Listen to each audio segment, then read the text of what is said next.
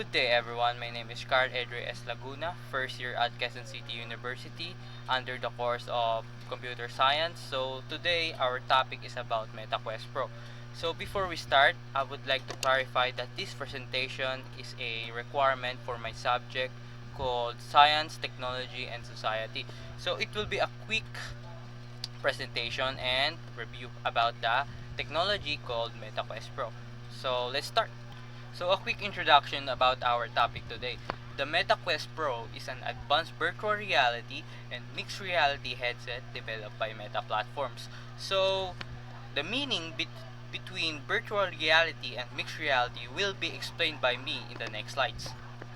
As for the next slides, so this technology is produced and developed by Meta Platforms. As for its features, we have what I said earlier or in the previous slide is mixed and virtual reality. So let's go on to the first meaning behind mixed reality.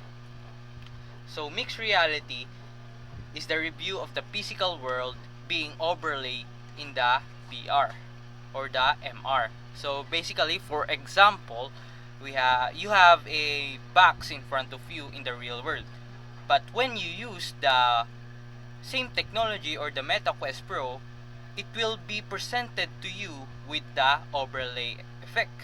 For example, you have a box in the VR world or in the simulated world, it will be presented to you as a chess board.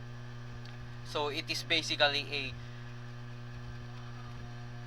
a physical object in the reality that is being simulated in the virtual reality with the same characteristics but different functions. So it's like that. So as for the virtual reality, it's a fully immersive digital environment. So virtual reality is a simulation or a simulation environment that you choose. So it doesn't have any physical characteristics that can be found in the real world because it is VR. So that's the difference between the two.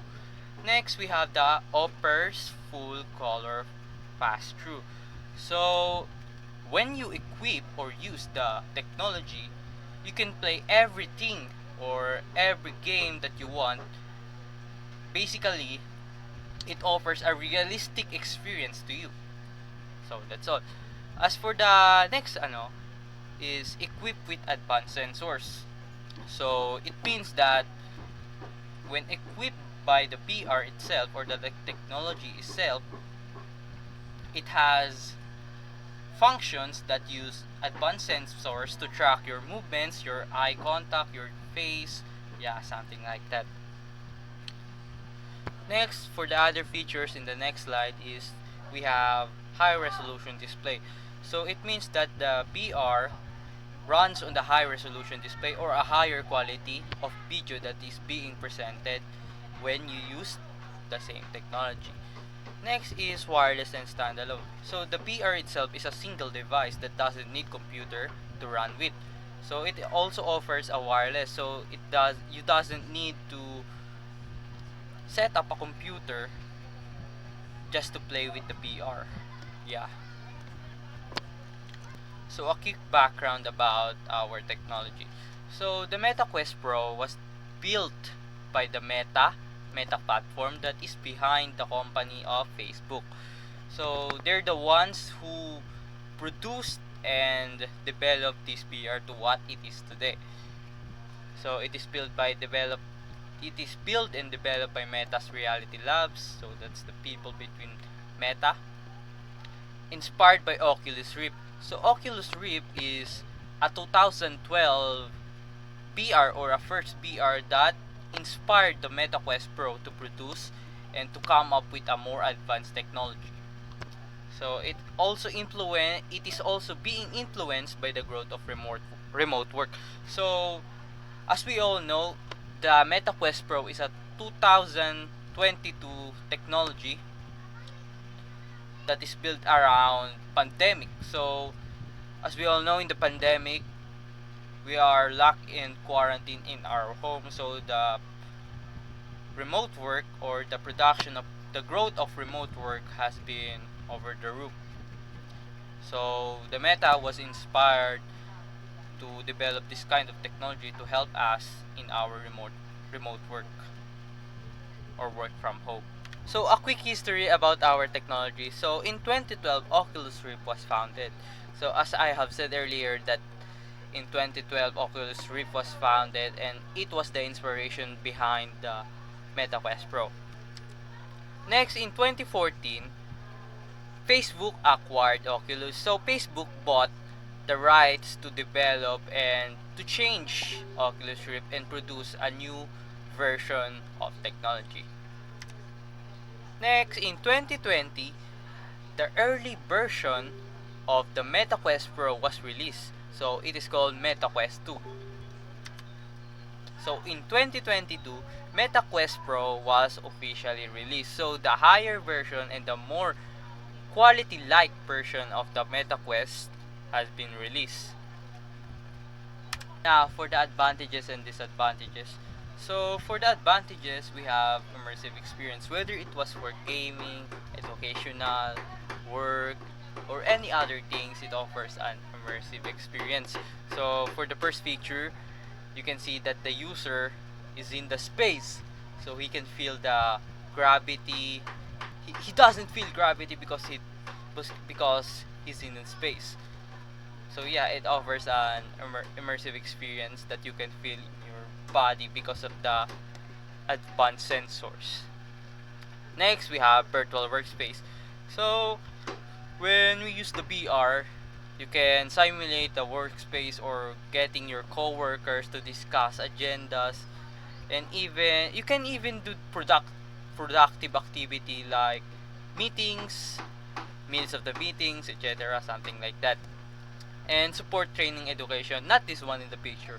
So for the support training and education, you can simulate any environments like performing a surgery but in a complex way. So you can perform surgery like I said, and you can also simulate geographical maps. Yeah, that you will see later on the slides.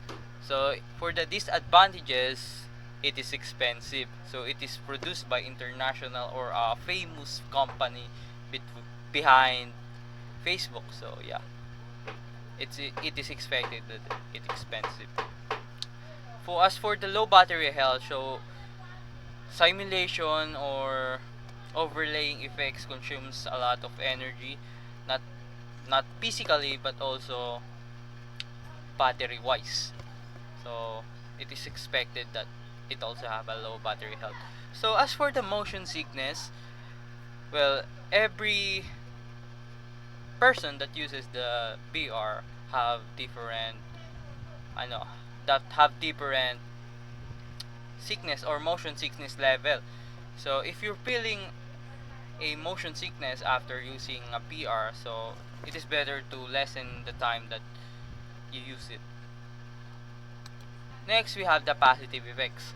So as for the work, it improves our productivity between our coworkers, our boss, our supervisors. Yeah, you can also, one of the great things that this VR offers is that you can communicate with your coworkers in digital, as I have stated earlier in the growth of remote work or work from home.